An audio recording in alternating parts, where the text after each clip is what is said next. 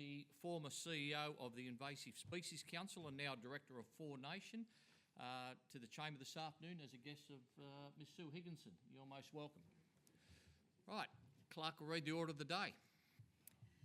Private members' business, item number 1974, Game and Feral Animal Legislation Amendment Conservation Hunting Bill 2025, resumption of the adjourned debate of the question on the motion of Mr Borzak that this bill be now read a second time.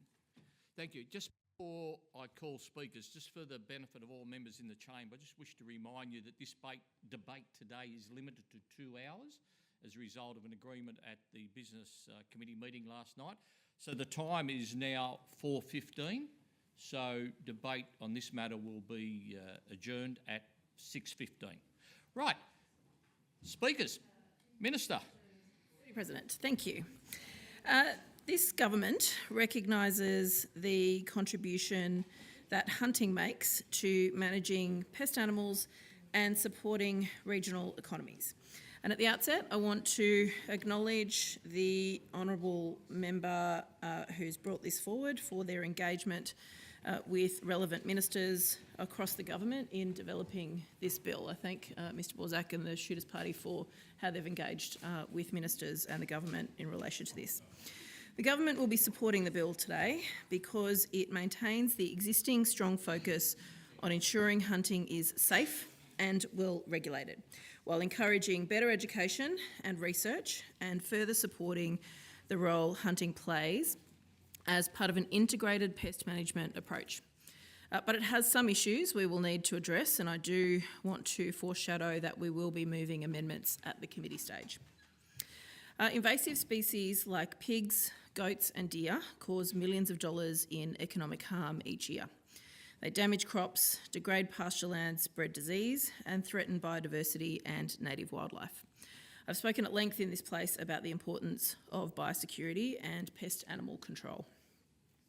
Effectively managing these pests, especially on public land, presents a unique set of challenges. Crown land alone covers more than 34 million hectares across New South Wales. Much of it is remote, rugged and hard to access. Traditional methods like baiting and aerial shooting are key programs, but recreational hunters can also contribute meaningfully to reducing pest animal populations. More than 24,000 hunters are licensed to hunt on public land under the New South Wales Public Land Hunting Program. In 2023-24, hunters removed over 17,500 pest animals from public land. Recreational hunting is, of course, not a cure-all for pest management, but it is a practical way to extend the reach of government-funded programs. Hunting is an important cultural tradition for many people across New South Wales. For some, it's about food, connection to country, or time spent outdoors with family. For landholders, it's a practical part of managing feral animals. And for regional communities, it brings visitors, supports businesses and boosts tourism. In supporting this bill, we acknowledge that there are strong and differing views about recreational hunting in the community. This bill seeks a sensible middle ground which reflects the valuable role hunting already plays while firmly maintaining critical safeguards that the community expects. Importantly, public safety is our overwhelming priority. Hunters share access to public land with walkers, riders and other users, so it is critical that public safety is front of mind. We have a safe and well-regulated regulatory framework here in New South Wales with no serious safety incidents in nearly 2 decades. With that in mind, and before I turn to the detail of the bill, it is important to be clear about the fundamental safeguards that underpin hunting in New South Wales that are remaining in place. Permission from landholders will still be required for hunting on private land. Standards relating to firearms and game licensing will remain unchanged. Land managers will continue to make decisions about whether hunting is a suitable use of public land and whether to give permission to hunt on public land which is available for hunting. And the bill doesn't override existing protections for threatened species or ecological communities. The bill updates the objects of the Game and Feral Animal Control Act to acknowledge that hunting, done lawfully and responsibly, can encourage the conservation of the natural environment and native species, preserve the cultures of different groups, and encourage engagement and connection with the natural environment. The bill also introduces a right to hunt for cultural, recreational or invasive pest management reasons. This is a statement that affirms that hunting is a legitimate activity in New South Wales and one that already takes place across public and private land. But it is not an absolute right. It does not create a right to access land, nor does it override existing law. Hunters will still be required to comply with game licensing, firearm licensing, land access laws and environmental protections. Firearms are tightly regulated in New South Wales, consistent with the National Firearms Agreement, and this bill does not change the fact that the ownership and use of firearms in New South Wales is a privilege and that public safety must always come first. Public land managers are required to consider the right to hunt when making land management decisions, but the final decision sits with them. Nothing in the bill invalidates a decision made by government because the decision maker did not consider the right to hunt or the outcome is inconsistent with the right to hunt. The bill replaces the current Game and Pest Management Advisory Board with a new Conservation Hunting Authority. The authority will consist of 8 members appointed by the Minister. The existing board already has an important role in representing the interests of licensed hunters and providing advice to the Minister about game and feral animal control, expenditure priorities and educational courses. The new authority will have the additional functions of making recommendations about which public lands may be suitable to be declared available for hunting. It will also liaise with land managers and agencies like Local Land Services and Crown Lands. But I want to reiterate to the House that the government is the decision maker as to whether or not to declare land for hunting.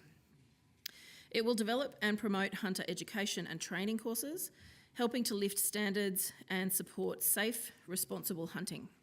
And it will promote research into how hunting contributes to managing invasive species, conservation and regional outcomes. This will promote safe and responsible hunting while maintaining a clear separation from regulatory functions, which importantly remain with the department and with the government. Before I move on, I do want to make it clear that this authority is not a return to the Game Council of old. The key recommendation of the Dunn Review conducted in 2013 was that advisory bodies should have advisory functions and that regulatory functions are a matter for the department and for the government. The government is committed to maintaining this separation and the model proposed by this bill is consistent with that approach.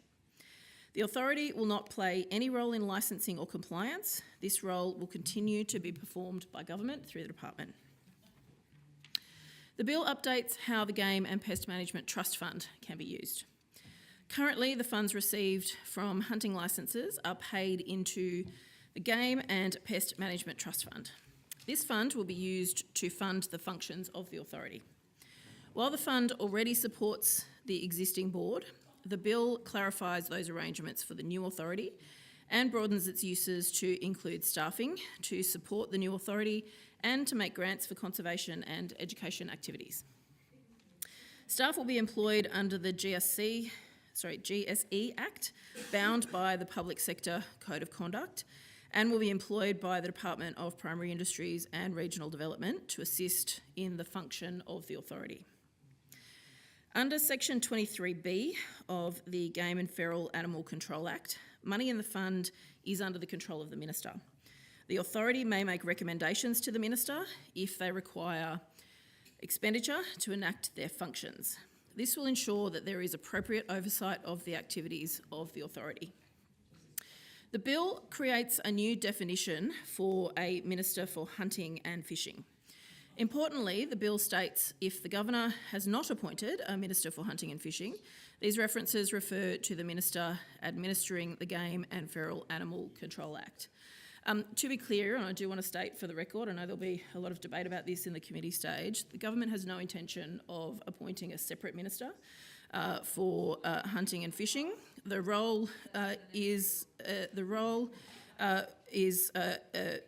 with the minister who administers the Game and Feral Animal Control Act, which is the Minister for Agriculture. At the moment, that's me.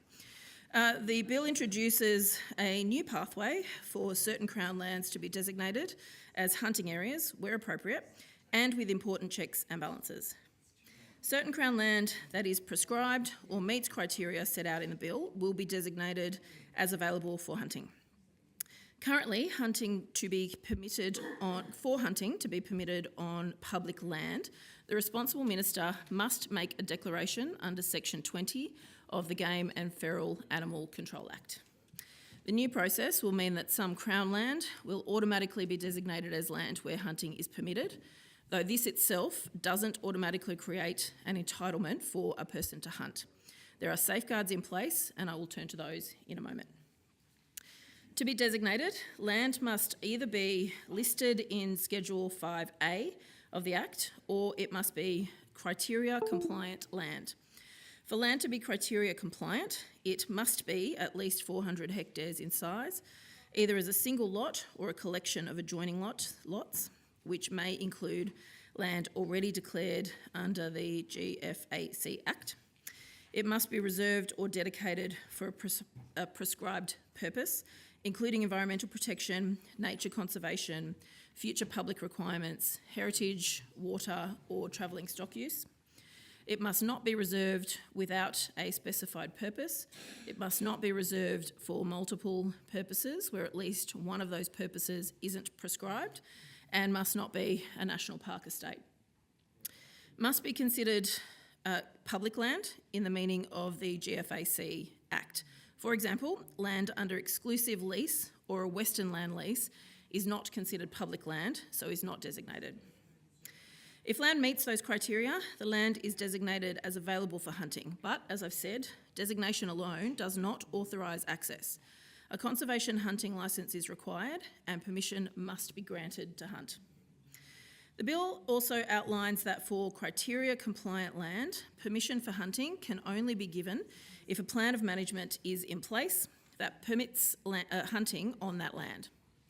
When preparing plans of management, land managers must consult with the new authority and may prohibit or restrict hunting on reasonable grounds.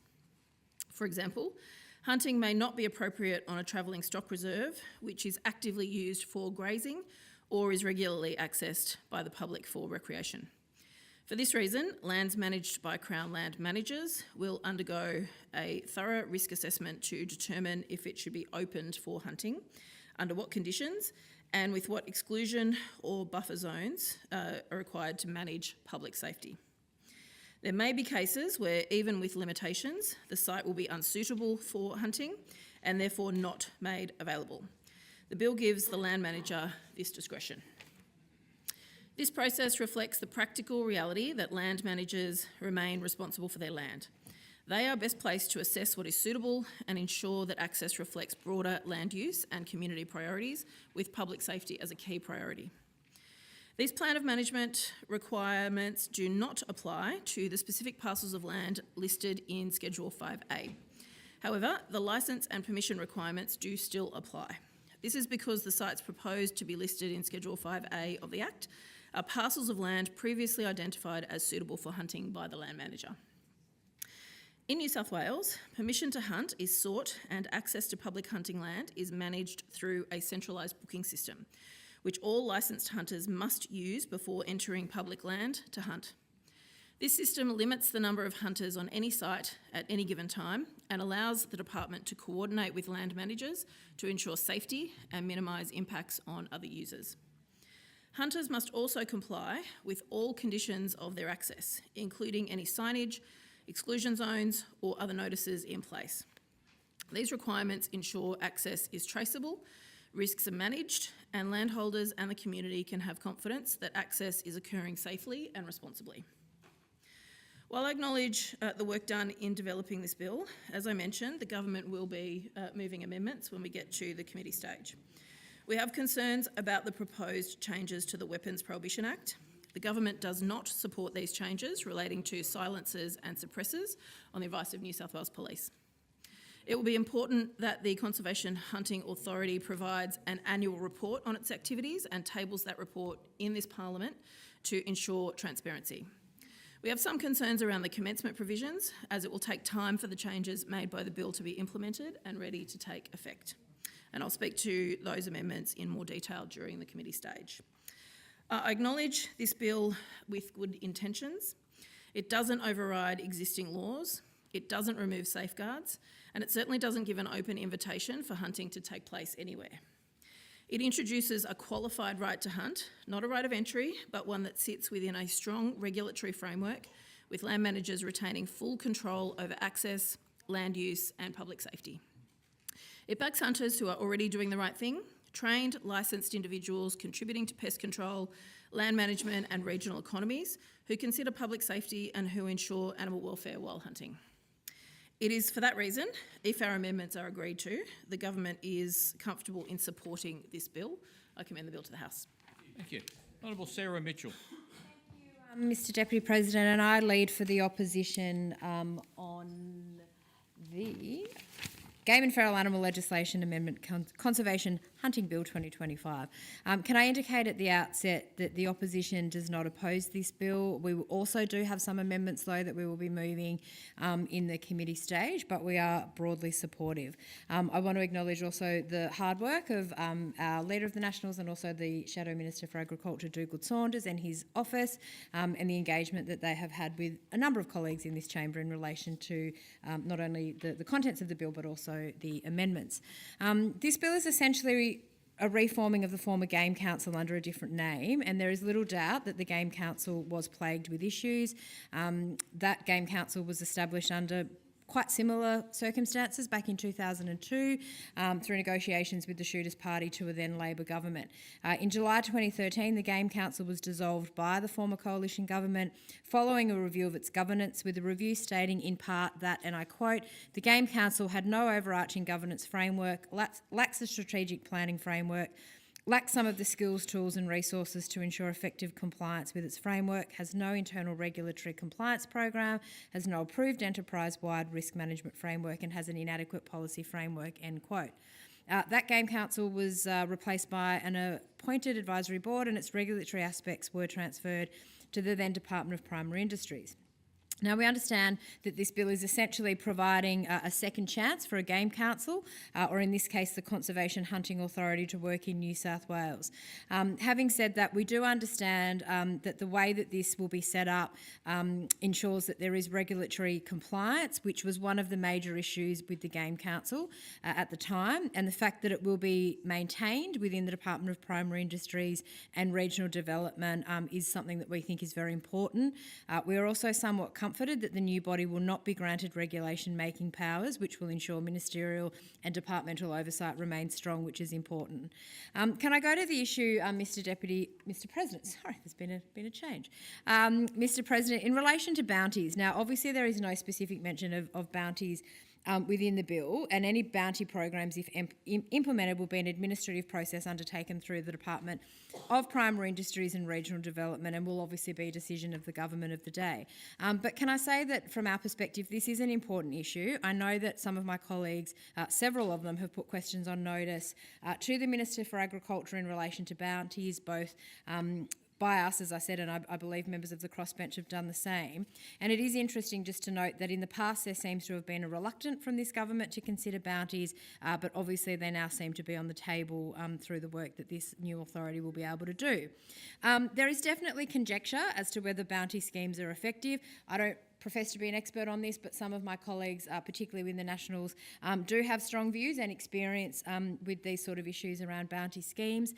This is a case that has been made in recent days through various stakeholders and also some of our parliamentary colleagues. I know that the Greens have comments in relation to bounties, which I'm sure that they will make when they address this bill.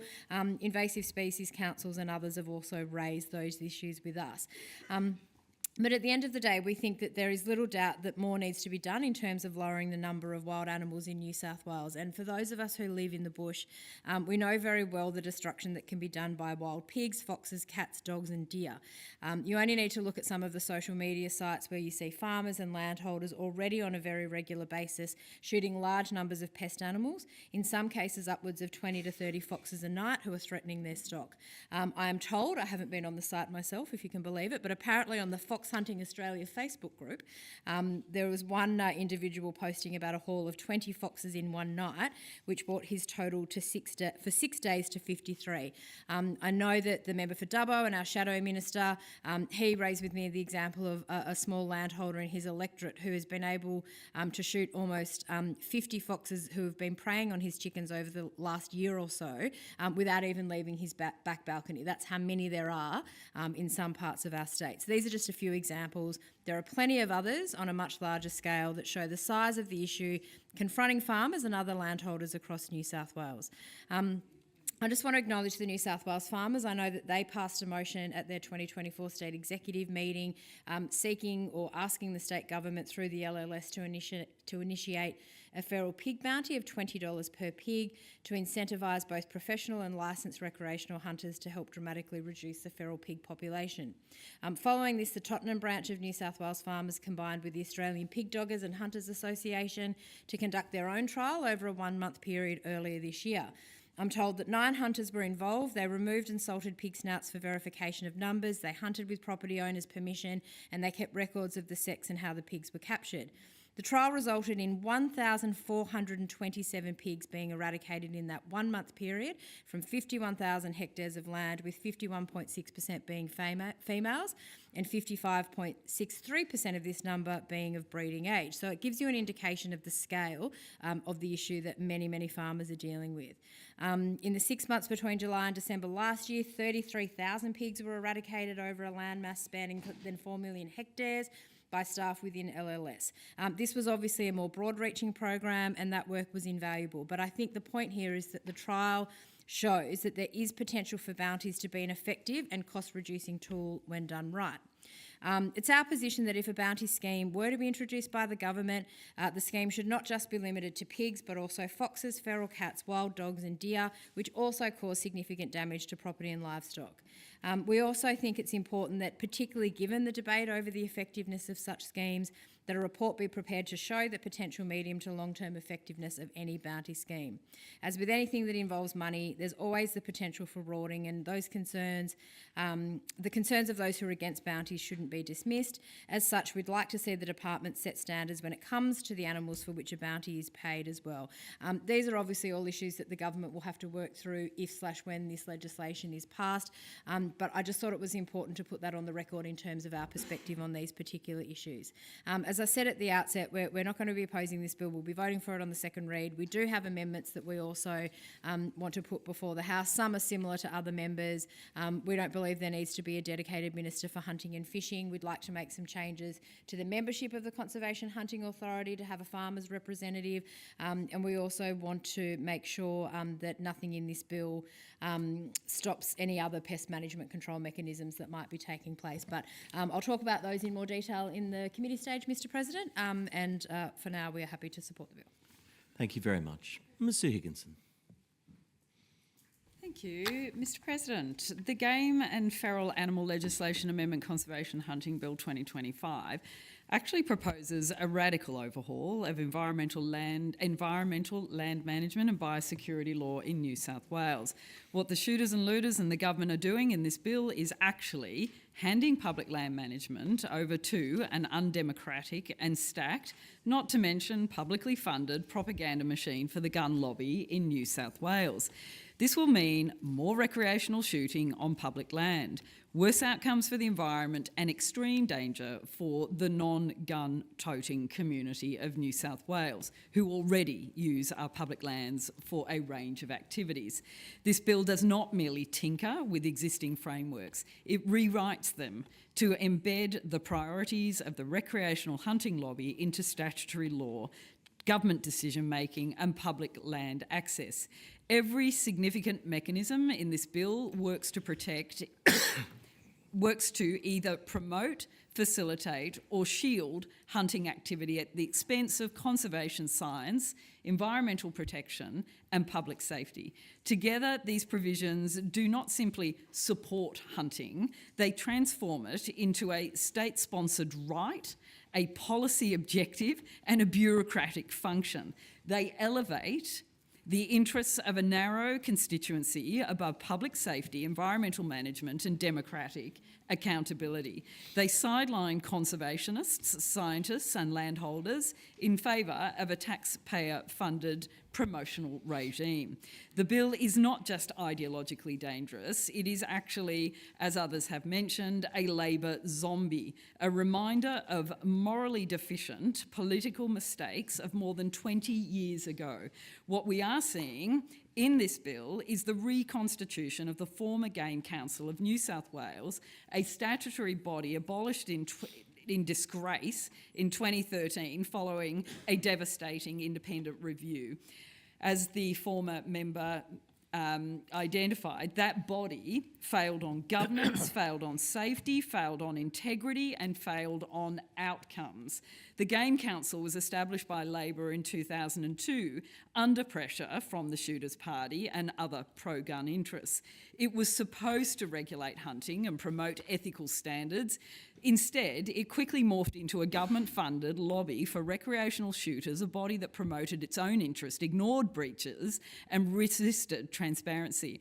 By 2013, the writing was on the wall. Senior officers of the Game Council were charged with illegal hunting, trespass, and firearm offences.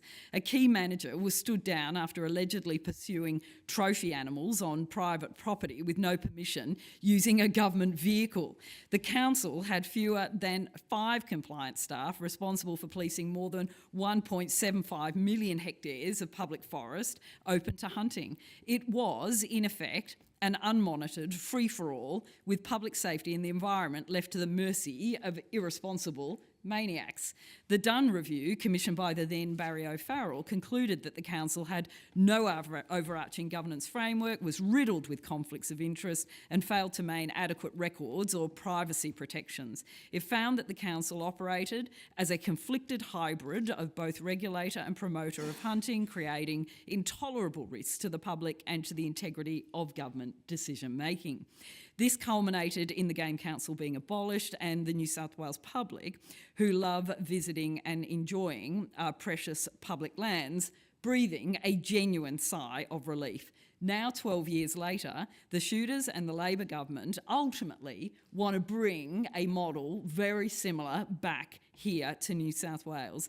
The so-called Conservation Hunting Authority, created by this bill, literally mirrors the Game Council in form, but actually goes further in function. Its primary statutory role is not regulatory, not scientific, not environmental, it's promotional. It is stacked with hunting lobbyists, has no seat for independent conservation expertise, and is directed to influence land use planning, public policy, and even public funding. It can make recommendations to the government, it can intervene in management planning processes, it can influence the allocation of money from the Game and Pest Management Trust Fund, but what it cannot do, what it is structurally designed not to do, is uphold integrity, accountability, or scientific rigour. This is Game Council 2.0, built on the bones of the last failure. Only now it comes with new statutory backing in the form of a right to hunt, access to restricted weapons, and the power to reshape Crown management to suit the interests of its own members. This is a return to a failed and discredited model that puts public safety, environmental governance, and democratic processes at enormous risk.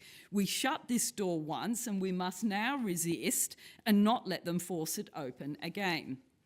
This bill doesn't just promote hunting, it writes into law as a right. Section 4A of the Amendment Act creates the so-called right to hunt in New South Wales, giving statutory weight to an activity that has long been recognised as a regulated privilege. It is not just a symbolic gesture, it is a deliberate attempt by the shooters to reframe recreational hunting as a protected entitlement rather than something to be tightly managed in the public interest. For the first time in New South Wales, individuals will have a legally recognised right to hunt for cultural reasons, for recreation, and for management of introduced invasive species. These terms are vague, they're broad and ripe for abuse. The bill makes no attempt to define thresholds of cultural authenticity, ecological necessity, or safety, nor does it require that hunting be done as part of a planned or professional invasive species control program.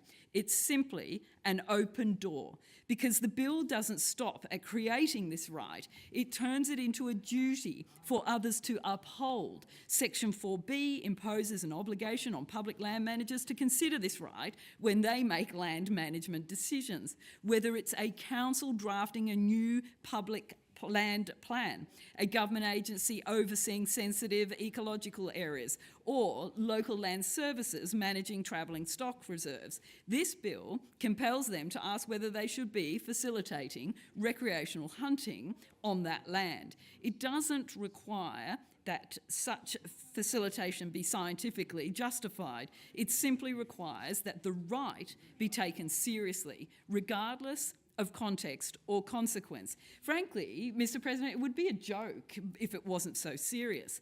National parks are exempt from this provision, thank goodness, at least for now. But the rest of this public estate, including TSRs, Crown Reserves, water catchments and heritage areas, are exposed. This creates a presumptive entitlement to hunt that will be relied upon by lobbyists and licensees alike. It is a massive boot in the door, and once embedded in statute, it will be wielded as a justification for further expansion. But despite the risks of this right being wedged into public, political and legal discourse in New South Wales, the bill explicitly protects land use decisions even if they ignore or contradict this new right. Section 4C provides that no decision will be invalid just because the right to hunt wasn't considered. In other words, the right has no actual enforceable content. It's purely political. It is a weapon that will be wielded by the pro-gun lobby and that the government seems determined to just give to them. It will be waved in the air by the gun lobby, by industry associations, by members of the new hunting authority as they push for greater access, fewer restrictions and more government support. And despite scientifically illiterate assertions from the Honourable Robert Borsak, there is no conservation science in this, and it flies in the face of good land management and existing ecological strategies.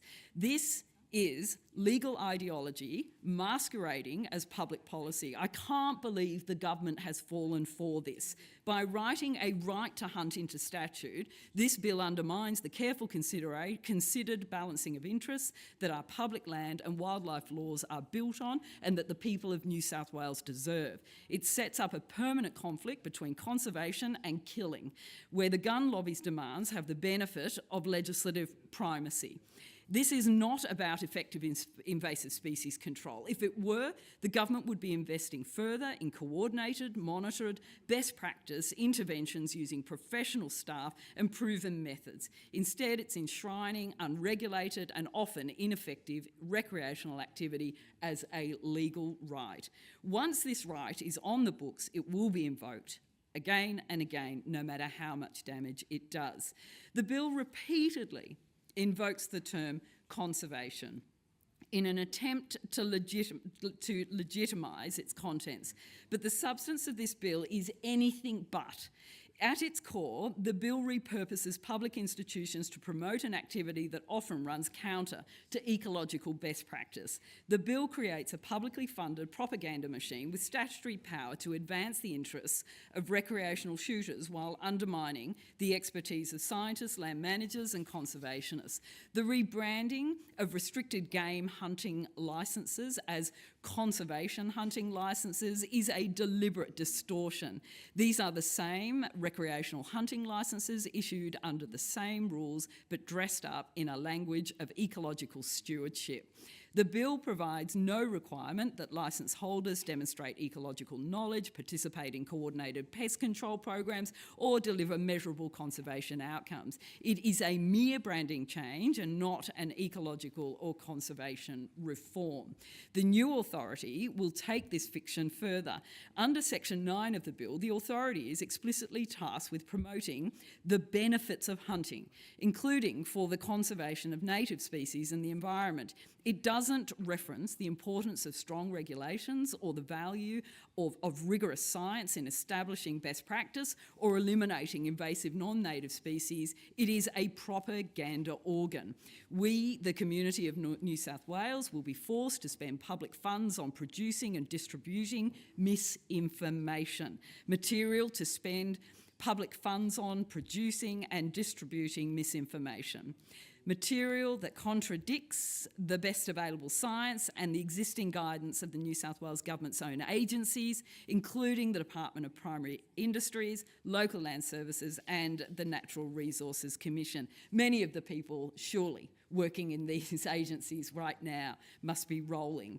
Recreational hunting is not a conservation strategy. It is not guided by defined environmental goals, it is not coordinated across landscapes, and it is rarely monitored or measured. As the Invasive Species Council has repeatedly documented, ad hoc shooting by individual hunters is ineffective at reducing populations of abundant invasive animals like pigs, deer or foxes.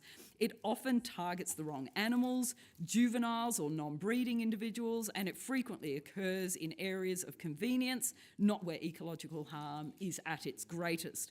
Most importantly, it fails to apply sustained pressure at the scale and intensity required to achieve meaningful results. Invasive species management is something this state requires and deserves as a matter of priority, not this nonsense. The government's own codes of practice require pest control activities to be necessary, effective and humane. They require careful planning, adherence to standard operating procedures and outcome-based monitoring. Recreational hunting, particularly as promoted under this bill, fails all three of those tests. Worse still, the bill sets up structural opposition to effective control. The Conservation Hunting Authority, as it will be named, is authorised to liaise with land managers, provide policy advice and influence the allocation of public funds. It will have every incentive to recommend against aerial shooting, baiting and other evidence-based control measures that threaten recreational hunting opportunities. This is not hypothetical, it's exactly what the Game Council did for over a decade, and it's exactly what we are setting up again. What this bill creates is a formal state-sanctioned voice to advocate for killing animals, but not for managing ecosystems. It silences independent expertise, erodes agency neutrality, and reorientates the public service around a fiction that serves a very narrow interest group. One of the most alarming shifts in this bill is the systemic opening up of Crown land and TSRs for the benefit of the recreational hunting lobby. Under Schedule 3, the bill amends the Crown Land Management Act 2016 to establish a new framework for designating large areas of public land as available for hunting. Section 9A.2 designates entire parcels of land as hunting accessible if they are listed in a new Schedule 5A. But Section 9A3 goes much further, allowing any Crown land that meets the minimum area requirement of 400 hectares and is reserved for one or more prescribed purposes to bypass protections due to it being defined as criteria compliant land. The list of these prescribed purposes is so broad, covering everything from environmental protection to travelling stock, heritage and water, that it captures a vast portion of the Crown land estate.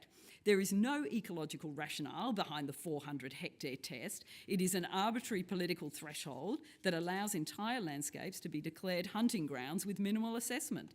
The bill also allows adjoining lands to be aggregated to meet the threshold, effectively enabling corridor-style declarations that could stretch over hundreds and hundreds of kilometres of public land.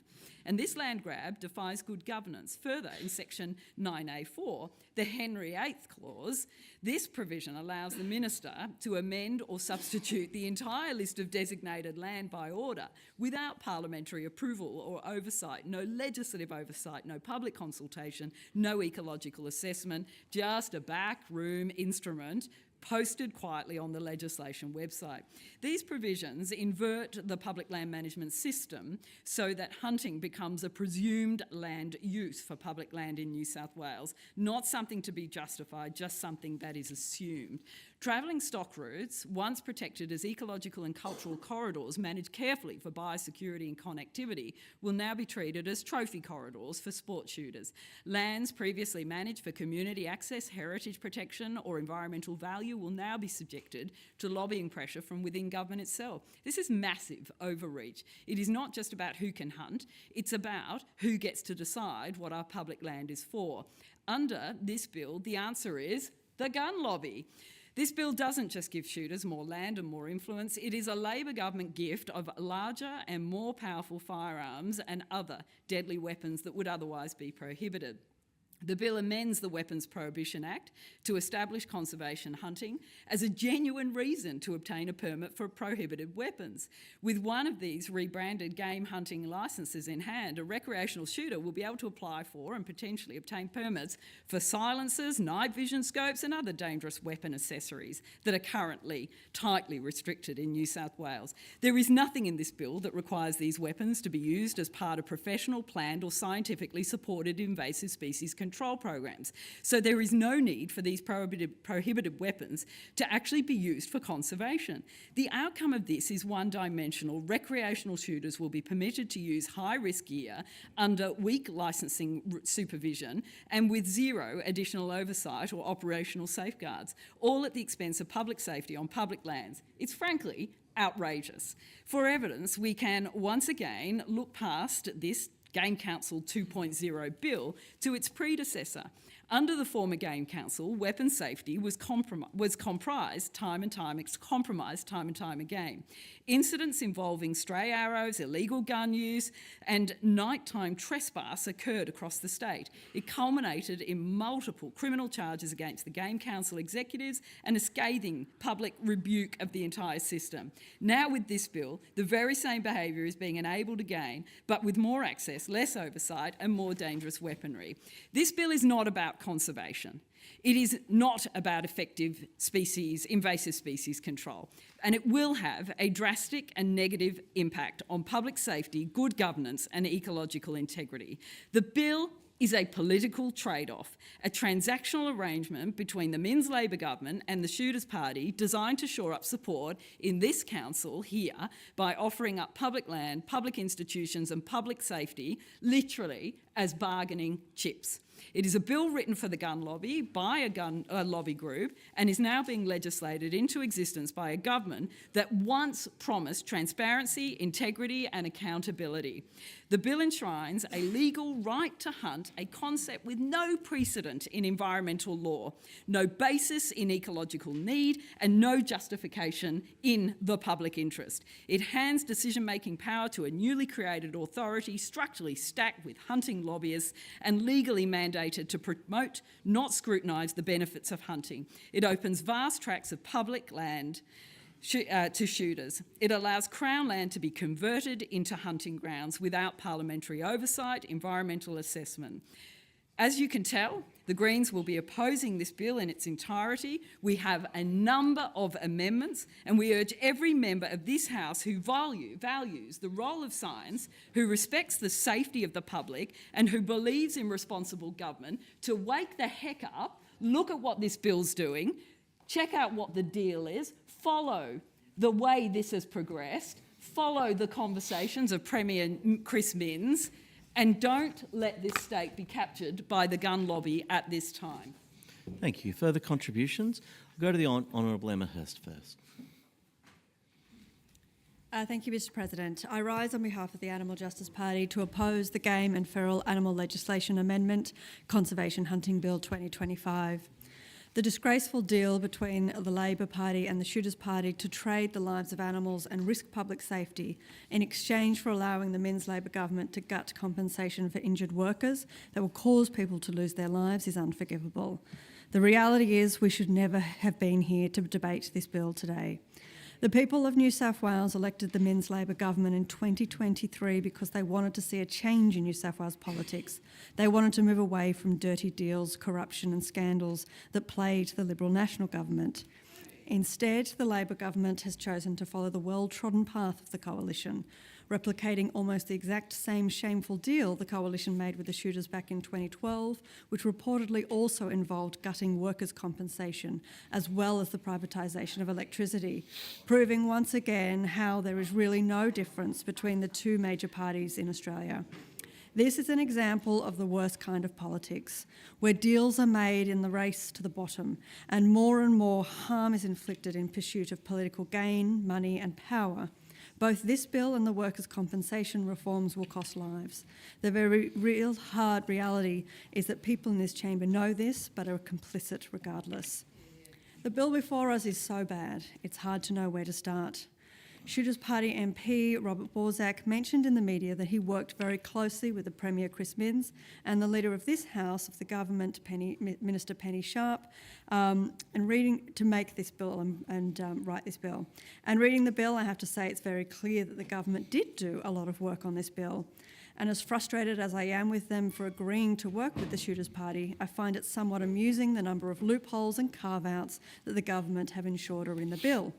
And I have to assume that the shooters have yet to realise. When you read through the bill carefully, you see that many provisions are essentially non-functional because of those carve-outs and loopholes. So hats off to the government for pretending to give something to the shooters they essentially have not. This is apparent right from the start of the bill with the so-called right to hunt, which exists in name only in Section 4A of the bill. This is not a legal right that can be enforced in any court. It can be overridden by any other act, and there are no consequences if it is violated. It is symbolic, and I don't think we need legislation for shooters' symbolism. However, I'm grateful that nothing tangible has been given to the shooters or their base in that respect.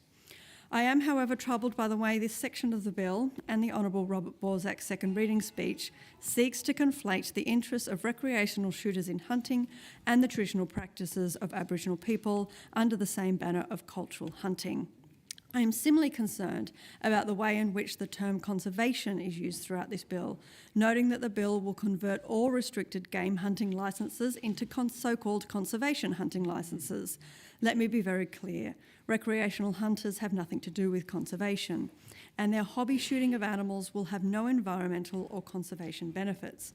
By allowing shooters to use this misleading language of conservation, the Labor government is endorsing the same dangerous rhetoric that is used to justify the trophy killing of elephants, rhinos and other animals overseas. Recreational hunting is not about conservation. This is a fringe minority of people in our society, predominantly men, who like to kill animals for so-called fun. It is a form of dangerous violence, particularly when we consider the correlation between violence against animals and violence against people. Given this, I am incredibly concerned that the bill establishes a new Minister for Hunting and Fishing, although again you can see Minister Sharp's influence in the bill, as the amendment cleverly does not actually require the government to set up a new minister and allows control of the Game and Feral Animal Control Act to remain with the Agriculture Minister. This is another loophole to give the shooters a fake win they can possibly celebrate with their constituents. But I wonder how long that will last when no minister is actually appointed. Nonetheless, the symbolism of creating a Minister for Hunting and Fishing is incredibly harmful, and we should not even be pretending to be opening the door to it. We don't have a Minister for Animal Welfare, and we don't have a Minister for the Cost of Living crisis. So why would we, even as a pretend nod, suggest that there is any consideration being given to establishing a Minister for Hunting? As I have said, the individuals who hunt and kill animals are a fringe minority in our society, and their activities are not supported by a majority of Australians who care deeply about animals. Allowing yahoos with very limited training or experience to go out and shoot animals creates an unacceptable animal welfare risk, including that animals will be killed via methods that do not cause instantaneous death and will instead be injured and suffer slow, protracted and painful deaths. This is in addition to the stress and exhaustion faced by animals prior to death while they're being hunted. elevating recreational hunting to a ministerial portfolio at a time when many people in New South Wales are struggling to put food on the table or find secure housing is simply a stupid suggestion. Hunting and fishing as a ministerial priority of the Minns Labor government cannot be entertained. This is not what Labor was elected to do, and I call on them to support my amendments to remove this new ministerial position from the bill and confirm that this is not a serious consideration. The bill also sets up a new Conservation Hunting Authority, a clear jobs for mates rorts designed by the Honourable Robert Borsak, MLC, to take New South Wales back to the days of the Game Council. Under this bill, the authority will be stacked with representatives from recreational hunting organisations that will be able to dominate the agenda and direction of the authority. The bill gives this new authority broad powers and privileges, particularly with respect to accessing the Game and Pest Management Trust Fund. Members of the authority will be able to use the fund to pay themselves remuneration and hire staff in the public service. The authority will also be able to make recommendations to the Minister about how the funds should be spent. It's not hard to see what a destructive force this authority will be.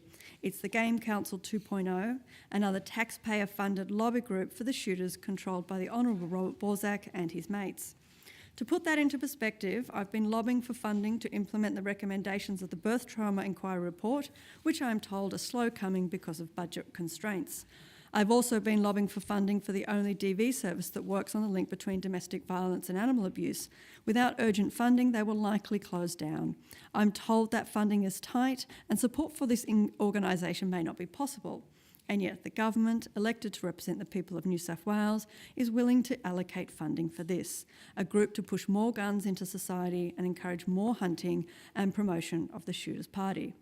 I want to make it clear to any groups who have their funding cut and who have to have a drop in services in the next budget, this is what governments are choosing to prioritise and spend money on instead of vital services like yours. Community needs were rejected in favour of dirty deals to get bad bills through in the upper house. Perhaps the most concerning aspects of the bill are the provisions that will open up public land for hunting across New South Wales, turning large parts of our state into a game park. The bill designates approximately 50,000 hectares of public land for hunting. On top of this, the bill allows Crown land reserved for one or more prescribed purposes over a certain size to be used for hunting. This includes Crown land reserved for purposes such as agriculture and grazing, environmental protection, nature conservation, future public requirements, heritage and water. It is shocking to me that the Labor government would agree to give hunting such priority over other forms of public land use. This is land that is owned by the taxpayer. It is meant to be used for the benefit of all of us, not a fringe political group that the Premier has decided to do deals with. And then let's talk about hunting, possibly using silencers in state forests. There are many state forests with walking trails and other areas that can be frequented by the public, but this bill will mean that none of these spaces are safe for the general public to go to. I often trail run in state forests, and given the hundreds of death and rape threats I have received from hunters, I dare say if I tried to go for a run in an area where they are now given access to use high-powered rifles, the chances of me being shot are extremely high. And that is the other problem with this bill. It empowers people who threaten the lives and safety of others, and I know this from first-hand experience. I've spoken publicly about this before, and I will mention it briefly here again. Hunters and fishers have sent me the following messages. Can someone kill you? Dodged a coat hanger at birth, Emma, and this cunt needs a bullet. Now, these are people that this bill will give an opening to access prohibited weapons. This is a bill that will empower these people above councils and communities and use taxpayers' money to promote themselves. This is the guts of what's wrong with this bill, and I know I am in danger simply speaking out against this bill today. Labor cannot say it is the party for women while simultaneously empowering people like this. As I've just mentioned, I'm also concerned about the obligations this bill will place on local councils and other managers of public land in New South Wales. New Section 9A7 of the Crown Land Management Act will require responsible land managers, including councils, to consult with the new Conservation Hunting Authority and prepare plans of management which consider the use of designated land for hunting. Plan of management may prohibit or restrict hunting, but only on reasonable grounds which must be set out in the plan. Furthermore, proposed Section 4B of the Game and Feral Animal Control Act will require all public sector agencies that manage land, including government departments, state-owned corporations and local councils, to consider the existing rights of individuals to hunt and whether or not it is practical to facilitate hunting on the land when making land management decisions. The section also prompts the land manager to consult with the Conservation Hunting Authority. Again, the amount of red tape this causes is madness. It prioritises hunters over every other body, including councils. It does not meet community expectations. And I think most members of the public would be horrified to think that hunters who shoot at animals are being given priority over land management, councils, community safety, community facilities, and so much more. Concerns have also been raised with my office about the impact these obligations will have on land managers, particularly local councils, who have not been consulted about this bill whatsoever. We know many local councils are already struggling with the burden of their financial and regulatory obligations. Creating more red tape and consultation requirements to their workload will only add to their burden and reduce their ability to deliver services and land management decisions that actually benefit their local communities. Lastly, but certainly not least, the bill concludes by amending the Weapons Prohibition Act 1998 to allow recreational hunters to apply for any and all prohibited weapons. This is probably the most ridiculous part of the bill. First of all, it would potentially allow recreational hunters to access silencers.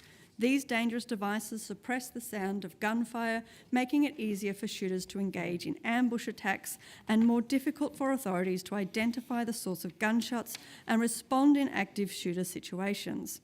If it wasn't bad enough, this amendment isn't restricted to the use of silencers. It opens up the possibility of recreational hunters legally accessing a whole range of prohibited weapons, including knives, military-style weapons, grenades, spear guns, flamethrowers, and crossbows.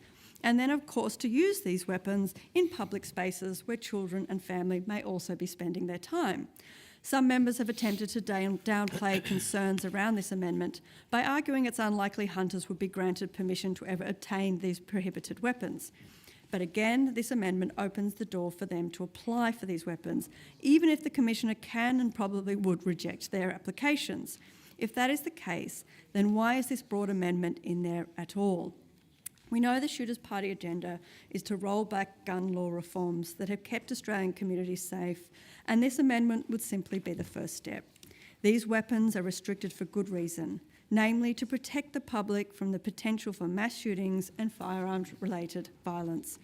We know that firearms in the home are linked to higher rates of domestic violence-related deaths, and in the United States, women are 5 times more likely to be killed in a domestic violence situation if her abuser owns a firearm. This amendment, if passed, would increase access to guns and extremely dangerous weapons in our society here in Australia. And as a survivor of domestic violence, I am seriously concerned about the impact this will have on the safety of women and those living in domestic violence situations and all people in New South Wales. We don't want to have the same statistics coming out here as what is occurring in the US. Before I conclude, I'd like to take a moment to address some of the concerning rhetoric being pushed by certain groups within New South Wales politics in respect to introduced animals. We've seen it in the debate and around the cat management inquiry, and we saw it in the long-standing debate about the killing of brumbies, and I have no doubt we'll see this throughout the debate today. There are some who believe the killing and extreme suffering of introduced animals is morally justified and should be undertaken no matter the animal welfare, human or environmental cost. This vilification of animals, any animals, is incredibly dangerous and encourages acts of animal cruelty. Let me be clear, no species of animal is planning an invasion. They have no evil intent. These are sentient animals with the same wants and needs and capacity to feel pain and fear as a native animal or a family dog or cat, and their lives deserve the same level of dignity and respect. In the words of Ricky Gervais, it must feel pretty tough to shoot an innocent animal that had no chance at all for absolutely no reason. Animals are not around just for people to abuse and kill in the name of so-called sport. It's beyond belief that it actually happens and that certain deluded people get enjoyment from it. Sport is fair. If hunting was sport, the animal would have a gun too. And to quote former Premier Beryl O'Farrell, in regards to the leader of the Shooters, Fishers and Farmers Party, he said, "I always got the impression he was more comfortable with defenceless prey than those who could fight back." I will be moving an extensive suite of amendments to this bill, but ultimately this bill is a failure and it should be rejected outright. It was an opportunity for the coalition to actually be in opposition, but they have failed to do that. It was an opportunity for the Labor government to show that they won't work with political parties that promote harm in society, but they have failed. It was an opportunity for the National Party to stop the reintroduction of the Game Council under a new name, a body that will undoubtedly work and use taxpayers' money to promote the Shooters Party again in the lead up to the next state election, and will cause the National Party to lose votes once again to the Shooters Party. Well done. This is a bill that should have been crumbled up and put in the bin the moment the Shooters presented it to Chris Minns. But instead, we are here wasting Parliament time and taxpayers' money on this shocking bill. This bill is a betrayal of animals, of public trust and of the values the New South Wales Government was elected to uphold. It hands power to a violent fringe group, prioritises blood sport over community wellbeing and opens the floodgate to cruelty, corruption and mismanagement. The Animal Justice Party will fight this bill every step of the way, and we will never stop fighting for a future where compassion, not cruelty, defines our laws. Lastly, I want to thank the PCO that has really helped and gone above and beyond, as they always do, with the amendments for this bill. And I particularly want to thank Ian Martin. Tess always speaks extremely highly of Ian and working with him on amendments. This bill has come up at the same time as the Workers' Comp Bill, two bills that have had an extensive amount of amendments come forward. And so when you've got this deal, when you've got the Workers' Comp deal that's caused this bill to come up, we've got an attack on the people of New South Wales and the pressure on PCO, who have, as I say, gone above and beyond to get amendments done. I was getting amendments coming through all through late last night. Their continual professionalism and their skill and their efforts to work to help every party across this chamber to get those amendments up must be congratulated. And of course, I want to also thank the editorial team who also go above and beyond, who check over each one of those amendments. And I know the editorial team often gets forgotten, so I want to thank them as well.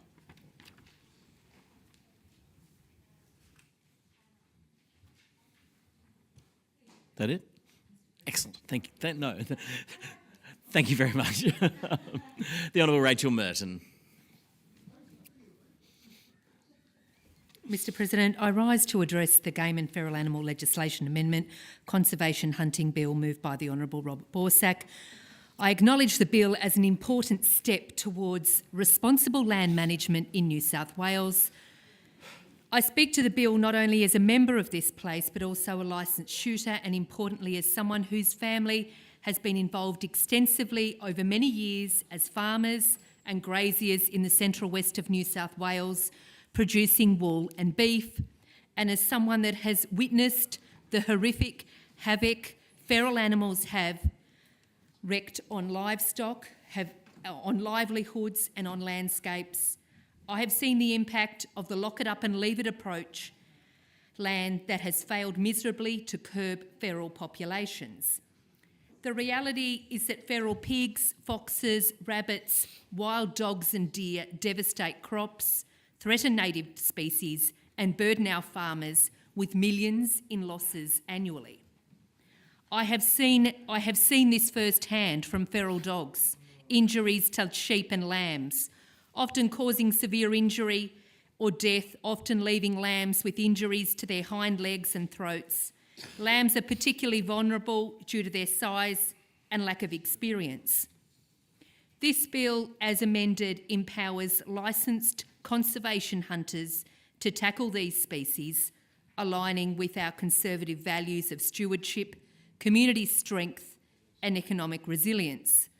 I am supportive of this bill because it ultimately will lead to better outcomes for our private and public lands, and it recognises that hunting is a legitimate pastime in this state that can also assist in better outcomes for our farmers, our environment and for the New South Wales taxpayer.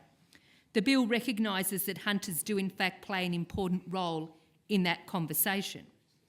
The bill amends the Game and Feral Animal Control Act to promote hunting on private and declared public lands, excluding national parks, as a proven method to control overabundant pests. Unlike costly, sporadic government programs, recreational and conservation hunters contribute over $500 million to our economy, particularly in regional areas, as noted by the mover of this motion. My own experience at our property in the Central West underscores the necessity of sustained, community-driven pest control. Relying upon the government to provide these sort of services, quite frankly, is a bureaucratic waste of time. These services and commitments come and go. At the end of the day, they are meaningless to landowners in addressing these critical issues. Bounty schemes as proposed in the bill will further incentivise hunters, complementing existing measures like aerial shooting and trapping with oversight from a new conservation hunting authority, ensuring accountability. As raised by my colleague, the Honourable Sarah Mitchell, the Coalition are looking at the extension of this scheme, and that will be addressed at the amendment period. This bill also recognises hunting as a cultural cornerstone for Australians. As UNESCO Declaration of Cultural Diversity affirms, all citizens have the right to engage in cultural practices. Hunting, depicted in ancient rock art, is a shared heritage that connects us to the land.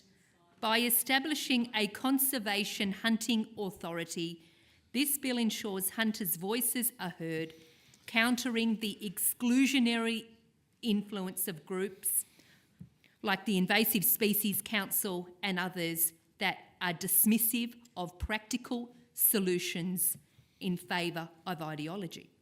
Mr. President, the fact is that hunters are legitimate stakeholders, and the arguments of some that they should be excluded from a new hunting authority is ridiculous. The introduction of the conservation hunting licence, replacing the restricted licence, will train hunters in modern tools like night vision and sound suppressors. Suppressors, widely used globally, enhance animal welfare by reducing stress during culling, ensuring humane and effective pest control without compromising public safety. Mr. President, they're already used in New Zealand, Great Britain, the United States and Europe. I can see no reason why they should not be available in New South Wales.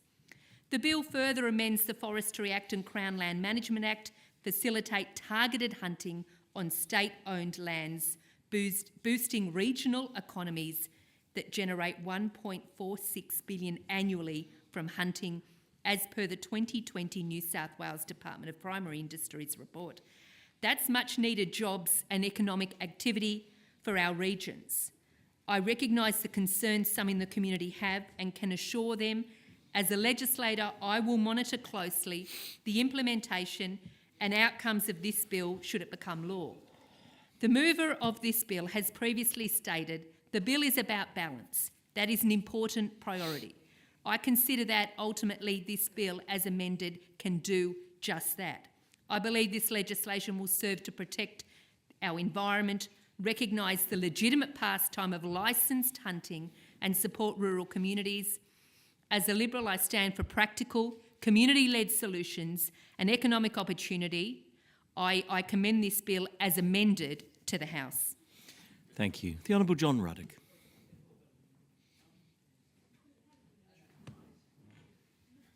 Mr. President, the Libertarian Party supports the Game and Feral Animal Legislation Amendment, Conservation Hunting Bill 2025, but with amendments. Libertarians believe in the right to hunt, so there's a tick there. Libertarians believe in the use of Crown land and public to hunt, tick. Libertarians believe in the use of suppressors to make hunting of feral animals more effective, final tick. What Libertarians do not support is the repackaging and rescoping of one government agency for another. And we do not support the creation of a brand new Minister for Hunting and Fishing and a further expansion of government. We will be moving, supporting and opposing amendments regarding these areas of the bill. But the bill is eminently sensible and a step in the right direction, but I would like to point out that it is short of the mark in another area. The bill specifically prohibits conservation hunting in national parks. Where does the chamber think all the feral animals are going to take shelter in after they've been shot out of the Crown and public land? I suspect they'll go to the national parks. We'll be back here within the next few years to legislate an allowance for conservation hunting in national parks. Feral animal populations in national parks, our most precious ecological areas, are going to explode as a result of this bill. But we will be back here when the true ecological crisis is on our hands. The bill does allow for everyday citizens of New South Wales to contribute to the management of one of our state's most pressing environmental issues, the throngs of feral animals wreaking havoc on our native ecosystems. Feral pigs, deers, goats, foxes, cats, dogs and others are not native to this country. Surely, Mr. President, we owe our native animals a higher duty of care. Feral animals cause billions in damage to agriculture. For decades, successive governments have tiptoed around this issue, preferring top-down control measures that are expensive, inconsistent and too often ineffective. What this bill proposes is simple. Let licensed, law-abiding hunters assist in managing these populations. Some of our more inner-city colleagues hear the word hunting and immediately think of some hillbilly with a shotgun and a six-pack of beer. No, and we've just heard, yes, they've backed it up. This stereotype is wrong. Conservation hunters in this state are highly responsible and highly skilled individuals, often multi-generational farmers, veterans and bush-loving Australians who respect, love and know the bush far more than our bureaucrats ever will. Now, some of the opponents to this bill, Mr. President, have inferred or gone further and said that if this bill passes, that people walking around a national park just having a nice time looking at the native bush will get accidentally shot. That's because they believe that people that will go out shooting are people who've had a few beers, they're with their mates, it's a Saturday afternoon, they said, let's get some guns and do some shooting and be reckless about it.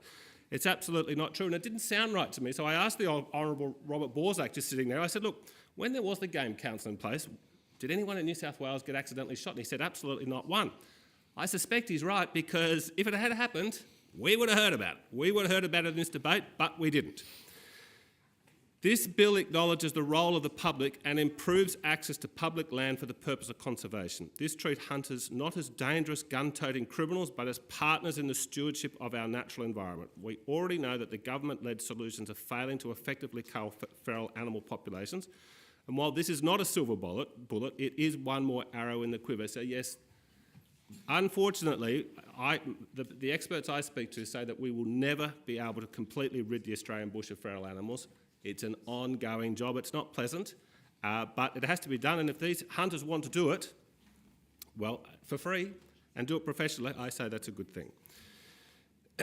Doing business as usual is not an option. Most aerial culls that cost taxpayers $1 million and leave wounded animals to suffer.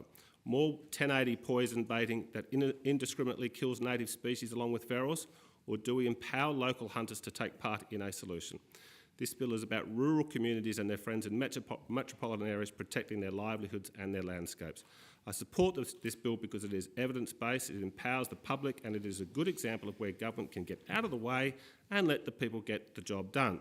Hunters are not a liability, they are an asset. Invasive species are not a talking point, but they are a real threat. The Libertarian Party supports the bill, but again warns that we'll be back here very soon to allow conservation hunting in national parks. Thank you. The Leader of the Government. I always love when I follow the Honourable John Ruddick. Can I just say, under this government, there will be no hunting in national parks ever, which is very clear. But look, I just wanted to make a short contribution to this because I know that it invokes very strong feelings about a number of people, from a number of people, and I respect people's different views in relation to this. But I just want to make a couple of comments in terms of where the government's come to in relation to this bill and some of my thoughts about this. The first thing I wanted to just say is that there are people who hunt all across this state already, and they have been doing so for a very long period of time. People hunt for a whole range of reasons. They hunt because they like it and it's something that they do for recreation. Farmers shoot things because they're trying to get rid of invasive species off their properties. We also have Aboriginal people for whom hunting is actually an intrinsic part of their care for country. All of those reasons are legitimate reasons. Is it something that I'm particularly interested in or like? No. I'm a fisher, not a hunter.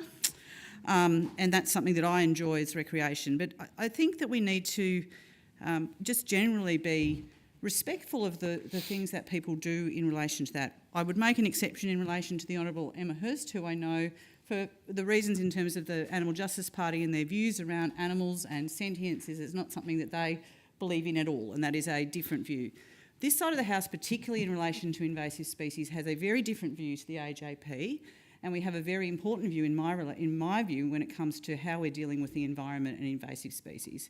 Invasive species are one of the largest harms that occurs to nature and to our ecosystems across this state. It is worth billions of dollars of harm. It is not a small thing. It's harm in relation to lost production for agriculture. It's harm in relation to threatened species. The very significant and sometimes challenging debate we've had in relation to Kosciuszko is testament and a good example of this. On this side of the House, we believe that getting rid of every invasive species is a problem, and the more we can get rid of as fast as we can is the sooner we can actually allow our environment to regenerate in the way that it needs to after the harm that's been caused over, actually really a very small couple of hundred years. This is a really important issue. And again, I've said to the House before, I've been down to Kosciuszko in recent weeks. I've seen the difference between having horses there and not having horses. It genuinely has given me hope that if we allow our environment to repair and to restore by getting rid of whether it's weeds or whether it's feral animals, it will, and we can actually turn the dial on the harm that's happening to our economy, to our ecosystems, but also to our economy. And I again want to put it at a push, and I know that the Honourable Tara Moriarty knows this better than most. The impact of invasive species on our farms and our agricultural production cannot be underestimated.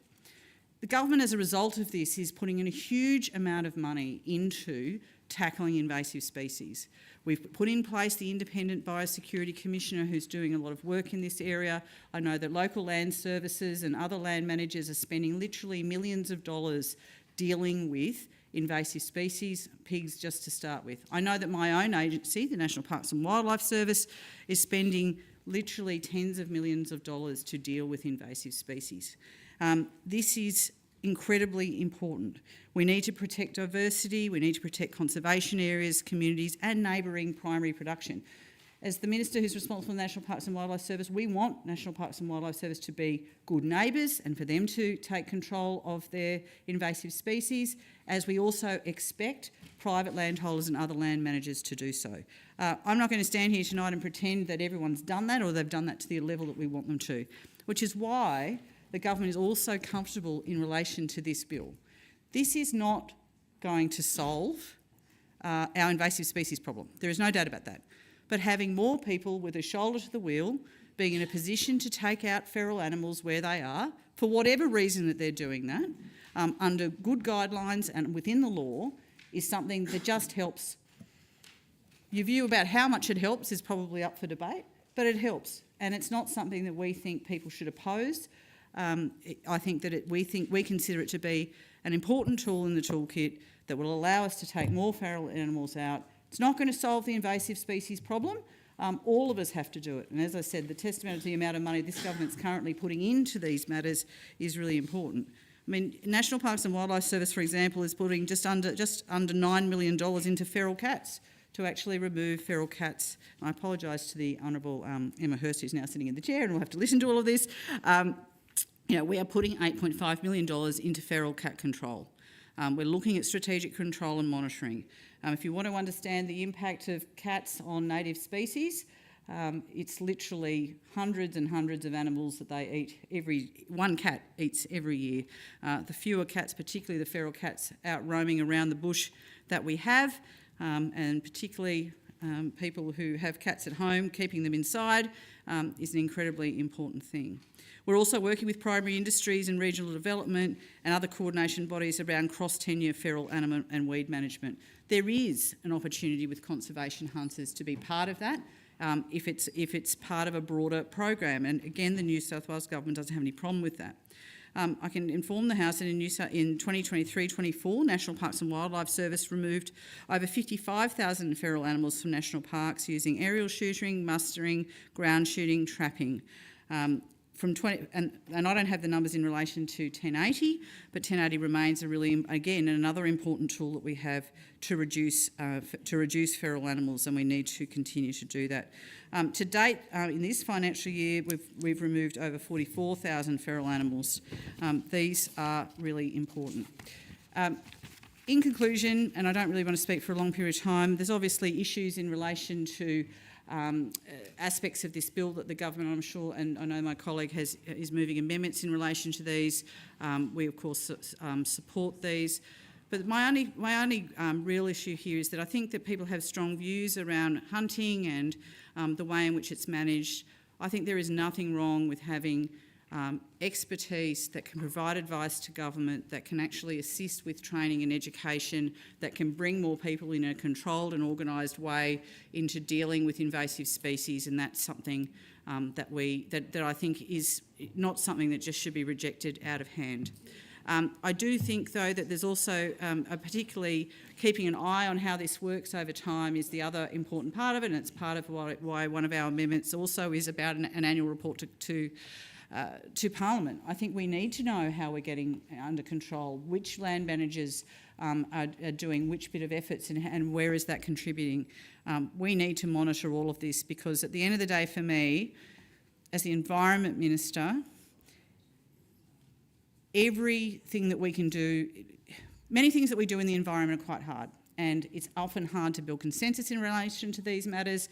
But my view around invasive species is that it's actually far more straightforward. The more we can do, the quicker we can do it, the more coordinated that we can do it, the more we coordinate that and work in a controlled manner, the sooner our environment is able to repair itself once those invasive species, whether they're weeds or whether they're animals, are removed. That is the big opportunity here. It's actually one of the cheapest ways for us to also turn around restoration in relation to the environment. That is also why it's worth considering. So look, I just wanted to make a short contribution to this debate. Obviously, the government, it supports this bill. It needs to be amended, though, in relation to what we're comfortable with some of it. But I think that this is an important conversation. The ongoing work against invasive species is never done. The more we can do, the better we will be, and the better our environment will be. The Honourable Jeremy Buckingham. Thank you, Madam Deputy President. I rise this evening on behalf of the Legalised Cannabis Party to support the Game and Feral Animal Legislation Amendment Conservation Hunting Bill 2025. And from the outset, say that we will be doing so subject to the agreement of by the House to the government's amendments and possibly some of the other amendments, but definitely all of the government's amendments. Knock me down with a feather. Knock me down with a feather. That's exactly right. And from the outset, I would say that I concur with the Minister, and I'm assured by the comments made by the Minister for the Environment and the Minister for Agriculture that they are not doing this lightly. There was a lot of things learnt by this House, by me, from the Game Council. People have said this is the Game Council 2.0. Well, if that's how you want to frame it, but we learnt a lot from the Game Council. I lived in Western New South Wales at the time. I campaigned against the Game Council. I did so principally because I thought it was not going to deliver conservation outcomes that were good, and because as I was in a political party that said that this was a risk to public safety. And I think I was wrong. I think that in hindsight I was wrong. People did not get shot. I was out there telling people that mountain bikers would be shot, that people would have to wear orange beanies going for a bushwalk and the rest. this would lead to bloodshed and chaos and mayhem, and it just didn't happen. The issue with the Game Council was clearly its administration, and those issues were borne out in the Dunn Review, and ultimately it was abolished. But philosophically, I'm not opposed to hunting. My political party is not opposed to hunting. We recognise that the more we do, the better things are.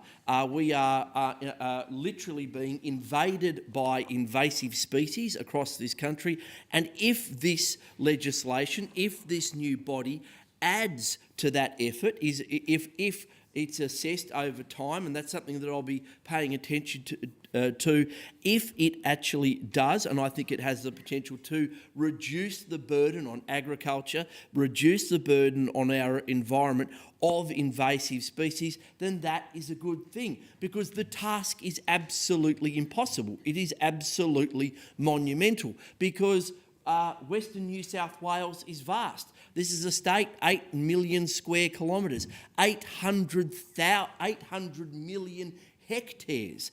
The areas that are likely to be declared areas where recreational hunting can happen, there's no one there.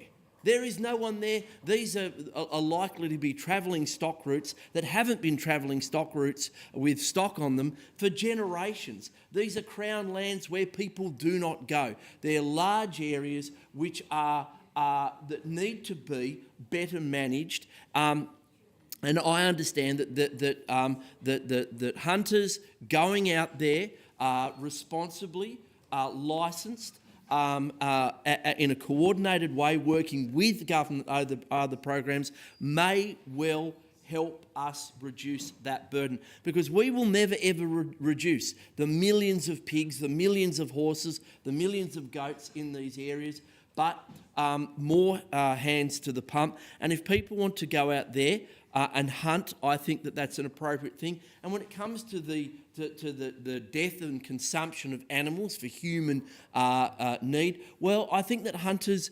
are literally putting their money and their mouth and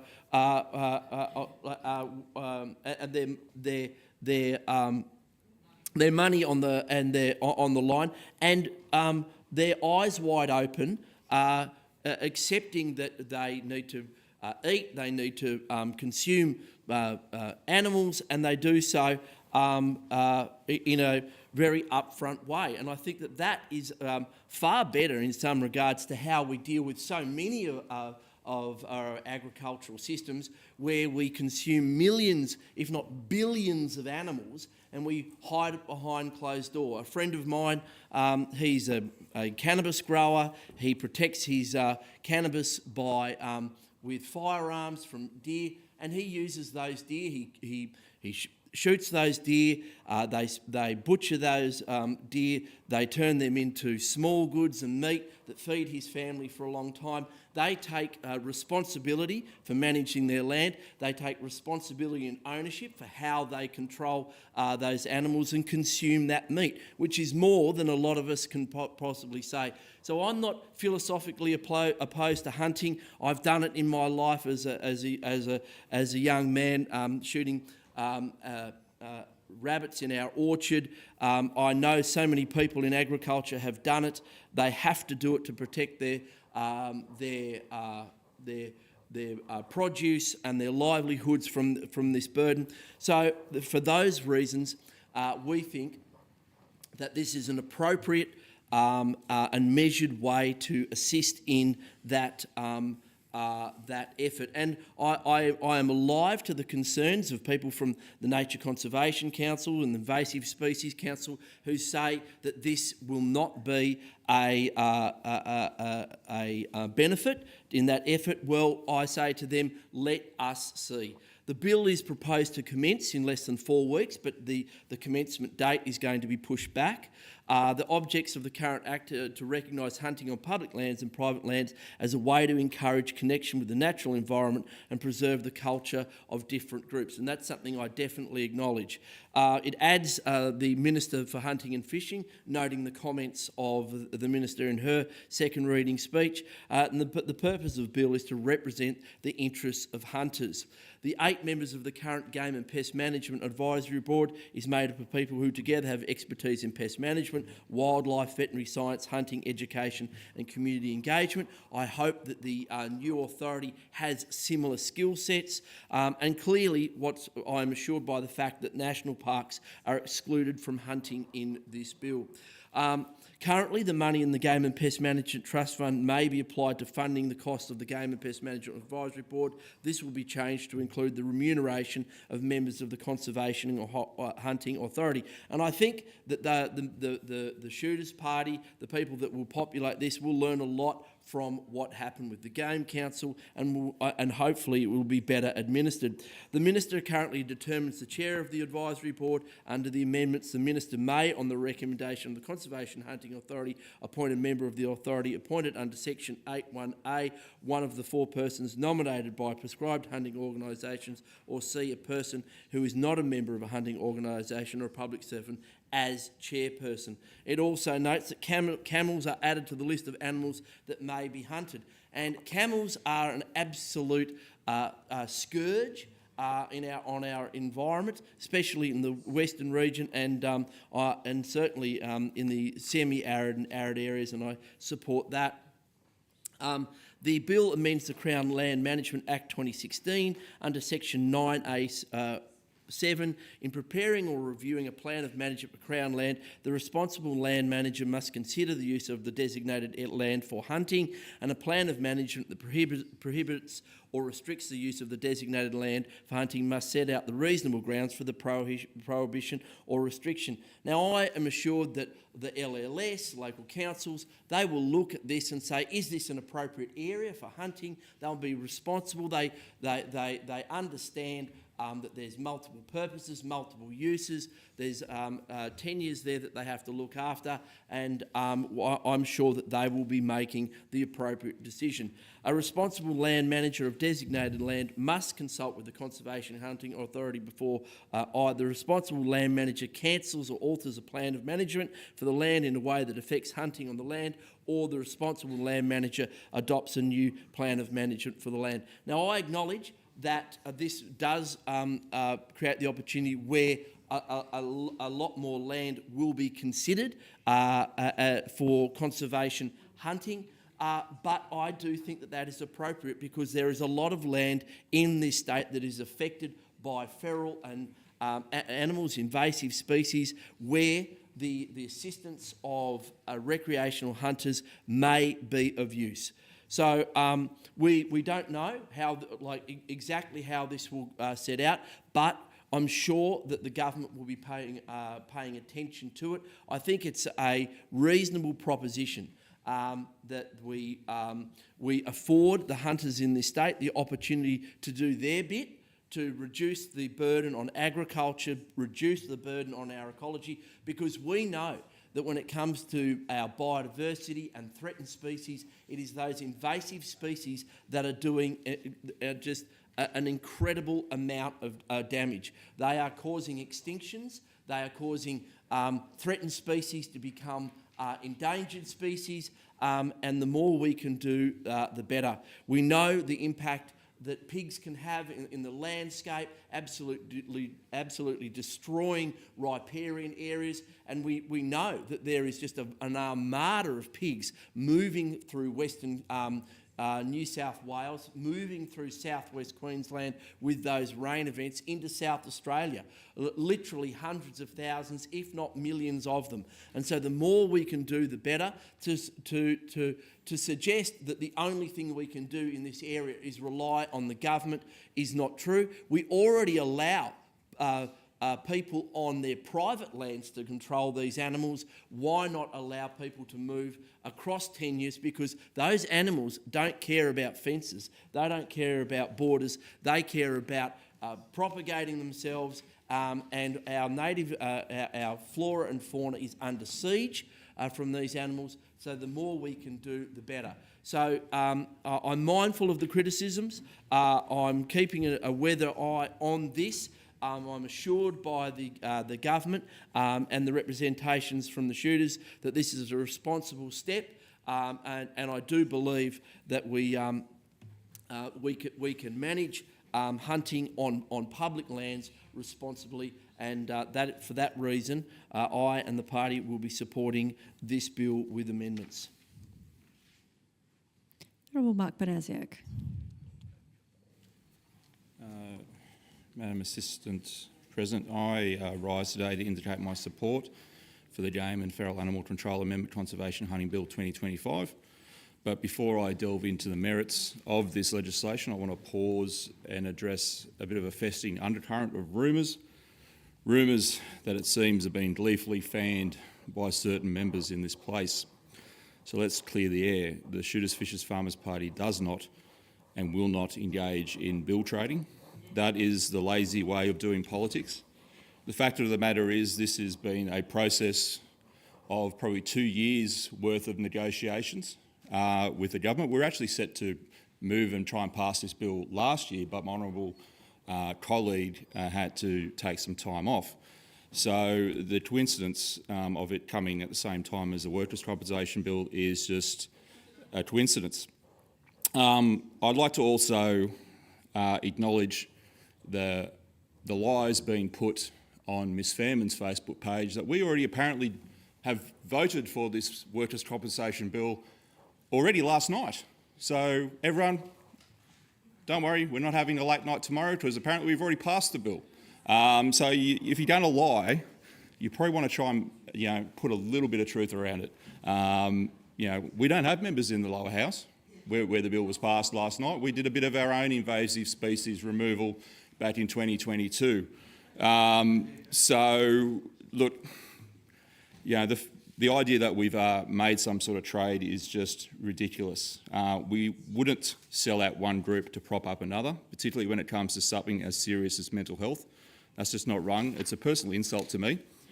One must simply look at my record both in this place and prior to entering politics. I served as a public school teacher and a deputy principal. I worked in an industry where bullying was rampant and support was scarce. When I stepped into this chamber, I carried that fight with me. If you were ever on budget estimates for education, you would have seen the questions I raised around bullying and harassment in the Department of Education. You would have seen the hundreds of pages of documents I tabled outlining the department's failures in this space.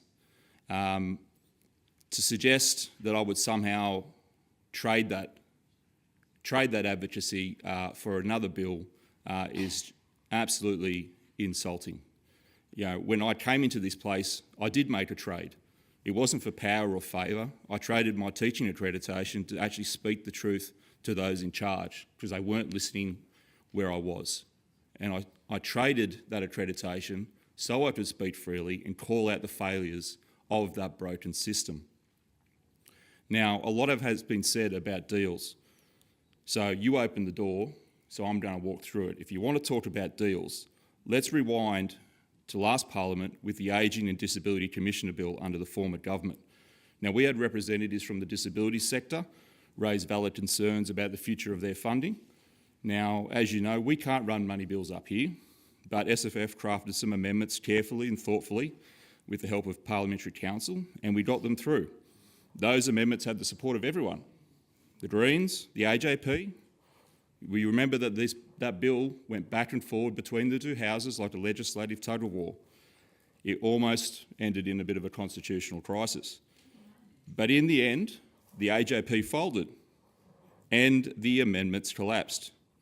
What were they bargaining for? 2 animal welfare inquiries.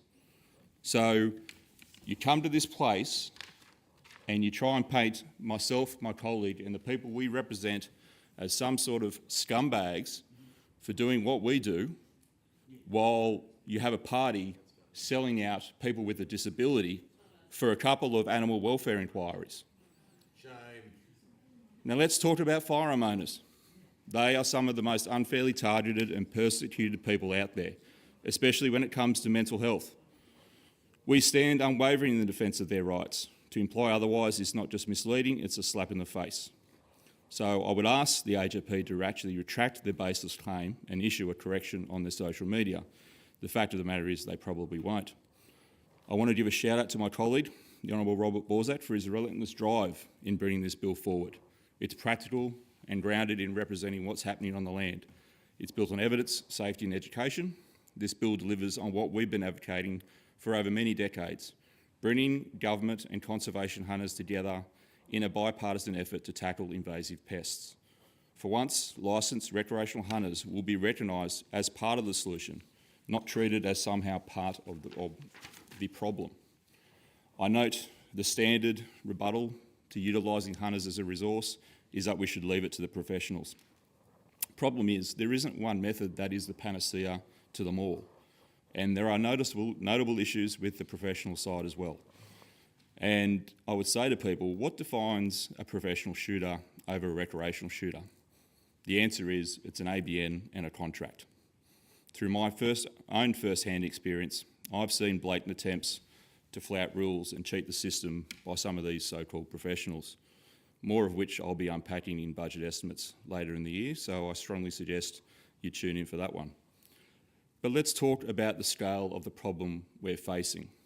These feral pigs and cats are like the in-laws of the animal kingdom, showing up uninvited, wrecking everything and leaving a mess you'll be cleaning up for years. The Invasive Species Council has been vocal about their concerns, even telling the Premier through the media that he's talking out his arse in regard to a bounty system. That's bold, especially since they've long pushed for comprehensive coordinated strategies to tackle the devastation caused by feral cats. Their own research tells us each feral cat kills an average of 791 native animals every year. Do the math. Over 6 years, one cat wipes out 4,746 mammals, birds, reptiles and frogs. With estimates of 1.4 to 5.6 million feral cats roaming the Australian bush at any one time, they've already driven at least 25 native mammal species to extinction and threaten another 124. By allowing just one feral cat to roam, you are literally sacrificing thousands of natives. These fuzzy little serial killers are out there right now, racking up body counts like they're auditioning for a Tarantino movie. If that doesn't wake up even some of the most stubborn critics, I don't know what will. The reality is that they want the cats neutered and re-released. The lives of these killers rates higher than a unique fauna, so go figure. This bill that is before us is the coordinated evidence-based approach we need. For the Invasive Species Council to persist in their criticism of a bounty system and the role of recreational hunters only highlights their green, anti-hunter agenda and a lack of objectivity and, frankly, a lack of professionalism. This bill isn't just about cats, though. Feral pigs are wreaking havoc across Australia, with 3.3 to 4.4 million of them infesting up to 45% of our land. In northwest New South Wales alone, they've caused over $62 million in agricultural losses in a single year. Nationally, that figure tops 100 million annually. These pigs aren't just digging up paddocks, they're tearing through crops, waterholes, fences and native habitats. They're a threat to 148 species of endangered flora and fauna and carrying diseases like brucellosis and leptospirosis. In a worst-case scenario, they could spread foot and mouth disease, which could cost Australia upwards of $50 billion. The National Feral Pig Action Plan says we need to cull 70% of the population every year just to keep things under control. That's the reality we're up against. And this bill treats it like the national priority it should be. At its heart, this bill creates a Conservation Hunting Authority. It replaces the Game and Pest Management Advisory Board with a leaner, more focused body that speaks for hunters, handles ethical licensing and drives education and research. Hunting isn't just about conservation, it's a cultural cornerstone. For Indigenous Australians, it's about passing down knowledge and caring for the land. For others, it's about family traditions and a deep connection to the country. Hunting pumps over $1 billion into the New South Wales economy every year and supports up to 12,000 jobs. This bill opens up public land, boosts tourism, cuts down the damage pests and invasive species cause to agriculture. It sets up a three-tiered system for Crown land with strict rules to keep things safe and regulated. A new conservation hunting licence run by the authority will make sure hunting stays ethical and sustainable. I'm thrilled that the authority will double down on education and research. It'll train hunters in best practices, animal welfare and environmental care, and it's embracing cutting-edge technologies such as night vision, infrared scopes, sound moderators, GPSs, drones and apps to make hunting safer, smarter and more effective. I've said it before, we need to get on board with these tools, teach people how to use them and put them to work. The old paradigm needs to be simply modified and improved. By rallying volunteer hunters, the authority will save millions in pest control costs and reach places that are currently off the grid. The Department of Primary Industries will keep handling compliance and enforcement, ensuring safety. Having been a teacher and a hunter, I've seen how education, community and responsible wildlife management can work together to shape a better future for native species. It will fold well into the existing public land hunting model that has been run successfully for over 20 years. My own club, the Illawarra Hunting Club, is a testament to this. I know many of the guys are watching on in anticipation today instead of actually working, so a shout out to them. Illawarra Hunting Club has been helping to manage invasive pest species in peri-urban areas for almost 10 years now. This isn't just a hobby, it's a community-driven effort that tackles real environmental and agricultural challenges. This, combined with a dedicated minister responsible for hunting and fishing, is long overdue.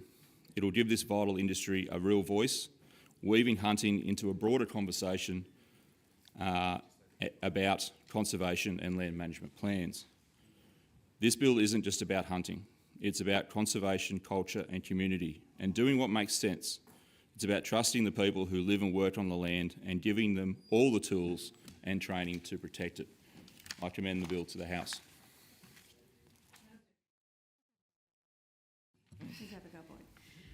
Thank you very much, Madam Deputy President. I have a contribution which I will read in a moment, but I do want to just set a few things straight on the record. The Honourable Mark Banasiak just referred to some amendments that apparently the shooters moved in 2019 to the Ageing Disability Commissioner. Oh, you acknowledge it was the Greens. It was, that's not the point. Sorry, the Honourable Member just made out that somehow it was them that had done this incredibly clever constitutional play, which, thank you, but was not, in fact, the shooters. It was the Greens who had pushed that amendment and had allowed and had resulted in that bill basically tic-tacking between the houses. And I thank the shooters for their support for that, but I would expect them not to take credit for the purposes of, at the same time, quite frankly, really having a go at the Honourable Emma Hurst when she is in a position where she's unable to defend herself at this moment because she is sitting in the chair. My understanding, and I do hold my friendship with the Honourable Emma Hurst very dear, but also I do that on the basis of understanding of the integrity with which she has always acted when she has been in this House. And I know that she does not make deals and has never made a deal. And as upset as I was at the time that our amendment to try and provide funding for disability advocacy organisations had failed, at some point when the numbers did change in this House, my understanding from discussions at that time, and that I maintain, is that the Animal Justice Party did not do a deal at that time. But I will, hopefully, the Honourable Emma Hurst will be able to explain that for herself. But I did just want to correct the record.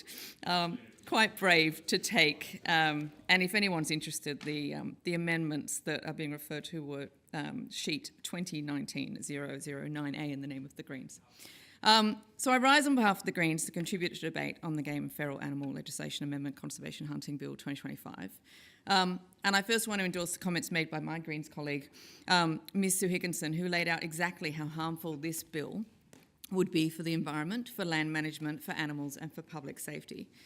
This bill is dangerous and unfounded, proposing to open over 50,000 hectares of public land to recreational shooters and bring back a bounty system, a practice long discredited as inhumane, cruel, unsafe and completely ineffective at preserving and protecting native species. Yet more frightening than the prospect of the bill itself is the Labor government's support for it after some, it appears, ridiculous backroom deal. I would love to think that there hadn't been a deal, or maybe not actually. Maybe it would be worse if the Labor Party had actually seen this on the face of it and decided that this was a stand-up bill, that it just was desperate to support and would prioritise above all of the wonderful things that it could be doing instead for people, animals and planet. But instead, let's accept the shooters at the word that there's not been some backroom deal here. By aligning themselves with the Shooters Party on this issue and supporting this absurd proposal, Labor is setting a dangerous precedent, not only reversing decades-old firearm law reforms, but turning their backs on animal protection and the safety of our community. And looking at the contents of the bill, we don't know where to start with the sheer absurdity of its propositions. So the bill seeks to legalise the so-called right to hunt for cultural reasons, recreation and the management of invasive introduced species, expanding hunting access across Crown land, which the mover of the bill describes in his second reading speech as a step toward, quote, collaborative community-based conservation hunting, end quote. But by enshrining the right to hunt, the bill attempts to co-opt cultural hunting to the benefit of recreational hunters and with contempt for First Nations people's fight to be allowed to maintain their connection to culture and country, not to mention enshrining the unfounded notion that recreational hunting is beneficial to environmental conservation and protection. The bill proposes to abolish the existing Game and Pest Management Advisory Board and create a new statutory body, the Conservation Hunting Authority, as well as a Minister for Hunting and Fishing. The authority would essentially see a return to the old Game Council, which was abolished in 2013 following scathing revelations of illegal hunting, systemic governance failures, political interference and proven risks to public safety and biodiversity. The Conservation Hunting Authority, as proposed in this bill, would have an absolute majority of hunting organisations, with not a single environmental or conservation expert. And that would only promote research showing the so-called benefits of hunting and would be able to proactively provide propaganda in the form of advice and representations to the Minister. Members of the authority would receive remuneration for this and would allow staff to be employed in the public service under the Government Sector Employment Act 2013 Part 4 to enable the authority to exercise its functions. Under the bill, public sector land managers would also have to consider the so-called right to hunt when making land management decisions and would also have to consult with the Conservation Hunting Authority before making these decisions. If you thought that wasn't enough, the bill also seeks to create a genuine reason for the possession and use of otherwise prohibited weapons for so-called conservation hunting by amending the Weapons Prohibition Act 1998. Just a few examples of prohibited weapons under Schedule 1 of the Weapons Prohibition Act, which would make you laugh if they weren't so serious, are bombs, spear guns, crossbows, taser guns, grenades, rockets, missiles, mines, flamethrowers, and an array of knives. The bill also permits the use of silencers, as has been said, which would make it harder to hear and locate gunshots, and it's something that brings serious threats to public safety. These propositions are a dangerous shift from evidence-based environmental and conservation science, and it betrays decades of progress. And as my colleague Sue Higginson said in her speech, the bill is not only logically dangerous, but ignores conservation science and expert evidence-based policy solutions. Bounty programs and bounty hunters use inhumane and non-selective killing methods, causing immense suffering and delayed deaths of both target and non-target animals. Bounties have historically been proven to be wildly ineffective in actually managing populations of introduced species.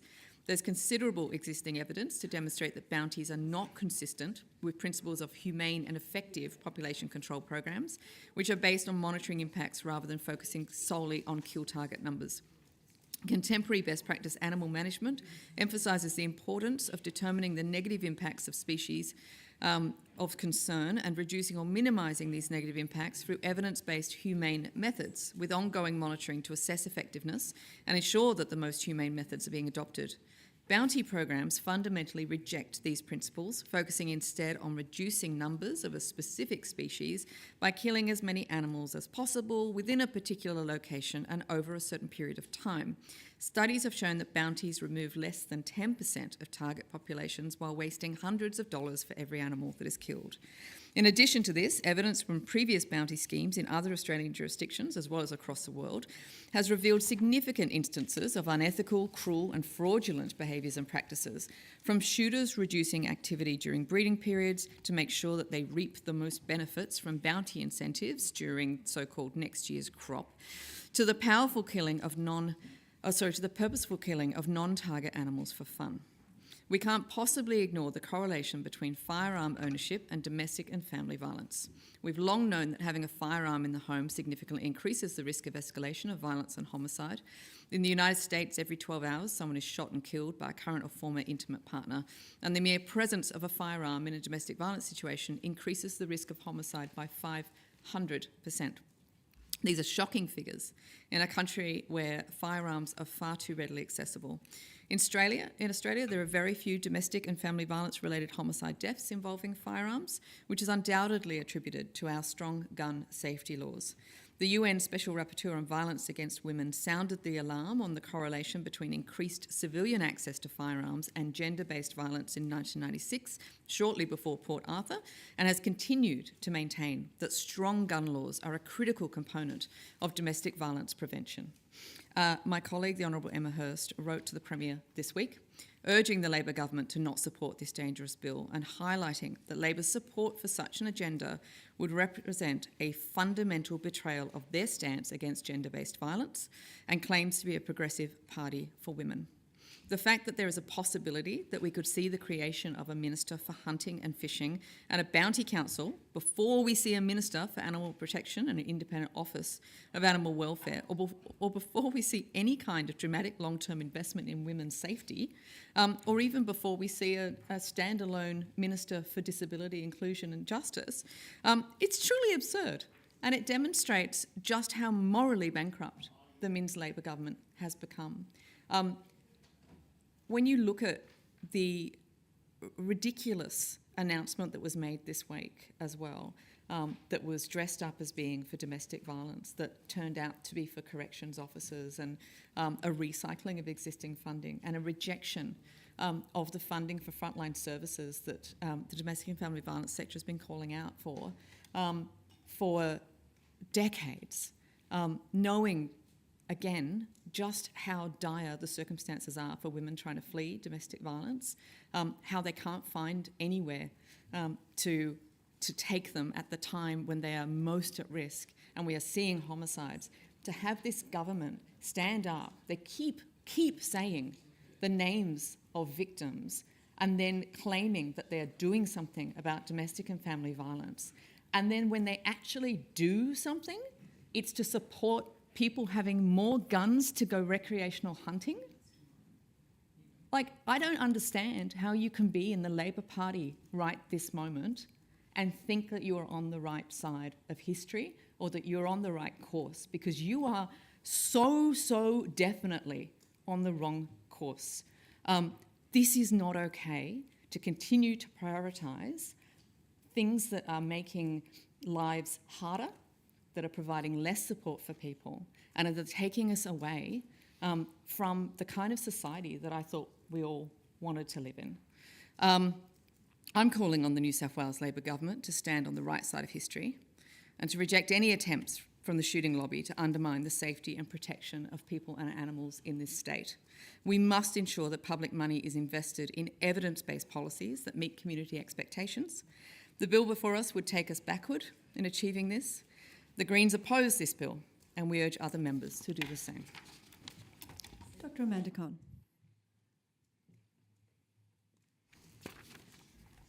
I have a myriad of serious concerns with this bill, concocted by the gun lobby-backed Shooters Party with the support of the Labor government. And I'd also like to add to the excellent comments by my Greens colleague, Ms Sue Higginson, and Miss Abigail Boyd. Before I even get to the content of the bill, I must condemn the way that this has come about. And the Shooters, Fishers and Farmers Party are swearing black and blue that there was no deal, that this bill has been in draft for a long time and that it has the government's genuine support. If that is true, why is it urgent? Why does this have to be rammed through with the support of the government in government time in the same week as the workers' comp legislation? If they're genuine, if there was no deal, let it go to inquiry. Let it run until the second half of this year. Prove to us there was no deal by allowing this to be considered slowly and carefully with the attention it deserves. The fact that this is suddenly urgent after you've apparently been working on it for years is evidence that this is a dirty, dodgy deal, and the Shooters and Fishers and the Labor Party should actually just be honest with the community about that. Now, coming to the actual substance of the bill. Order. Order. The bill inserts a new Section 4A into the Game and Feral Animal Control Act, which establishes a right to hunt for cultural, recreational and animal management purposes. Section 4B creates an obligation for public land managers such as council and other public sector bodies to consider the right to hunt when making land use decisions and to assess whether it's practicable to facilitate hunting access on their land. The only land that will be exempted are our national parks for now. Criteria compliant land is any land that's reserved for a prescribed purpose and that's greater than 400 hectares in area, including catchments, crown lands, state forests and recreational areas where people go to safely enjoy their time in nature and not bounty hunt. We're not debating with this bill the right of farmers to shoot invasive species on their own land. This bill is only about public land. Now, for me personally, I'm someone who seeks out spending most of my weekends and holidays in and around our state forests to enjoy bushwalking with my two beautiful rescue dogs who aren't allowed in national parks, quite rightfully. People who enjoy public land for recreation like me should be able to do so safely and not at the exclusion of each other. And there's been a fair bit of debate tonight and actual laughter about whether or not this puts people in harm's way who are trying to enjoy state forests recreationally. And I think it's really important that we go into this with our eyes open. The last death from a hunting accident in New South Wales was in April. It was in April in the New South Wales Central Tablelands. Order. You want to allow...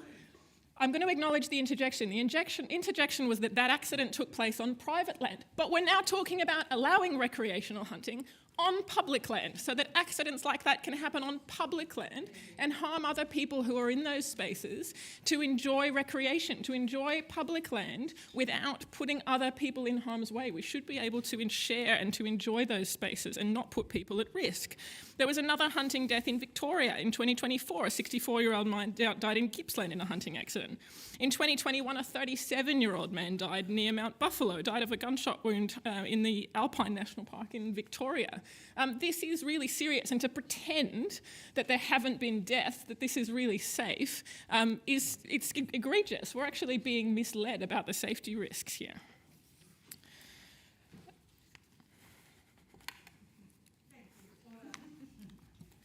Order. According to the determination of the Business Committee, debate is now interrupted and set down for the next sitting day.